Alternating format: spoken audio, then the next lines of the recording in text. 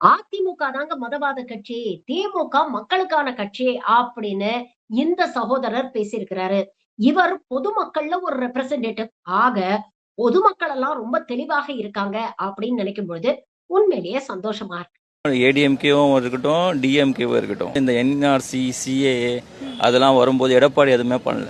அப்போ ஒரு சிஎம்மாக இருந்தார். அப்போ இங்கெல்லாம் போராட்டம்லாம் பண்ணாங்க. அவர் வெளி மாநிலத்திலேருந்து டிஐஜி அவங்களெல்லாம் கூப்பிட்டு அவங்கள லட்டி சார்ஜ் பண்ண வச்சார். அதே அவர் அப்போ சிஎம் அவர் இறங்கி நான் இருக்கிற வரைக்கும் உங்களுக்கெல்லாம் எதுவுமே இல்லை அப்படின்னு ஒரு ஸ்டேட்மெண்ட் கொடுத்துருந்தான். கண்டிப்பாக அப்போ கூட அவர் ஏடிஎம்கே தான் வந்திருக்கும். 1000 ரூபாய் கொடுக்கறதே கஷ்டம்னு சொன்னவர் இன்னைக்கு 2000 ரூபாய் கொடுக்கலான்றாரு. எப்படி கொடுப்பாரு? லேடிஸ்க்கு டிக்கெட் இல்லாமலே லாஸ்ட்ல ஓடுதுன்னு சொன்னவங்க, லேடிஸ் ஜென்ஸுக்கும் டிக்கெட் இல்லாம நாங்க கொடுப்போம்னா அது என்ன இதுல பேசுறாரு? ஒரு டிவி பத்திரிகையில சொன்னாரு 1000 ரூபாய் ஸ்டாலின் கொடுக்கறது அது சாத்தியம் இல்லை அப்படி இப்படின்னாரு.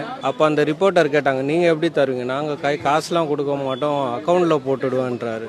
அவருக்கு என்ன பேசுறாருன்னே தெளிவில்லாம பேசுறாரு. ஏதோ நானும் மந்திரி தான், நானும் ஜெயிலுக்கு போறேன்னு சொல்ற மாதிரி நீங்க 1000 ரூபாய் நான் 2000 ரூபாய் தரேன், 3000 ரூபாய் தரேன். ஒரு சாத்தியத்துக்கு சத்தியமான பேச்சு இல்ல. அது போக போக தான் தெரியும் இந்த எலெக்ஷன் யாருக்கு லாஸ்ட்.